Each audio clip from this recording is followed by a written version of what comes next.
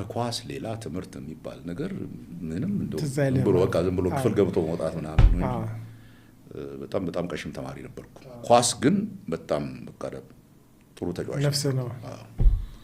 አራተኛ ክፍል እንዲህ በቀዳዳ ነው ያለፍኩት ነበር። እሺ ያኔ ነው አባቴ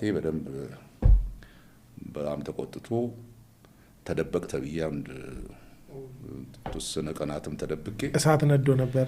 ከቤት ወጣህ ነው ወይስ እዛው ቤት? እዛው አካባቢ እሱ ሲኖር ተደበቅ ተብያለች እናቴ or something እና አጎት ነው።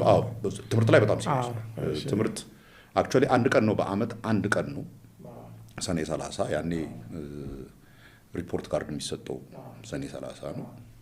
ሰኔ 30 ሁላችንም ያ 30 ምናምን ምለሰው በሙሉ ይሰለፋል። ተሰልፎ ካርድ ማለት አዲስ አበባ ነበር የሚሰራው። ከአዲስ አበባ በጊዜ ይመጣል ሰኔ 30 ወደ 10 ሰዓት ምናምን ይመጣል። ሁላችንም ሪፖርት ካርዳችንን ይዘን ግምገማ ተገባላችሁ። ሰልፍ ይገባል። ስንተኛ ወጣ ይባላል። that's only question ከአንድ እስከ 3 ካልወጣ አንድ ኩርኩም በጣም ኃይለኛ ኩርኩም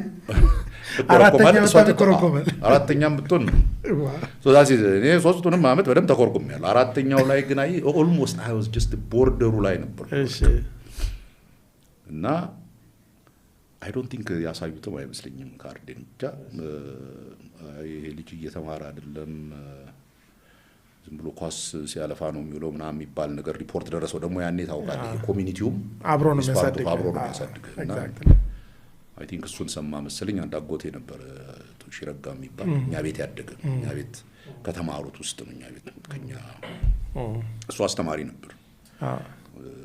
ገላውዲዮስ ኤሌመንተሪ ስኩል አስተማሪ ነበር። አቶ ኃይሌ ሸመር የሚባል ዳይሬክተር ነበር። ሁለቱም ዘመዶቼ ናቸው። እሺ ከዛ እነሱ ጋር ሄዶ ይማር እንጂ እዚህ በዚህ አይነት ትምህርት አይማርም ተባለና ተላኩዝ። ሶ 5ኛ 6ኛ 7ኛ እዛ ነው የተማርኩት።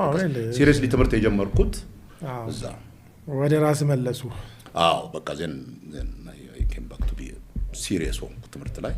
ኳሱን አልተውኩም ግን ትምህርትም ወደ መሃል መጣ። ሲከታተልኛል በደንብ ሰራውን ምናምን ሶ ሲሪየስ መሆን የጀመርኩት ከዛ በኋላ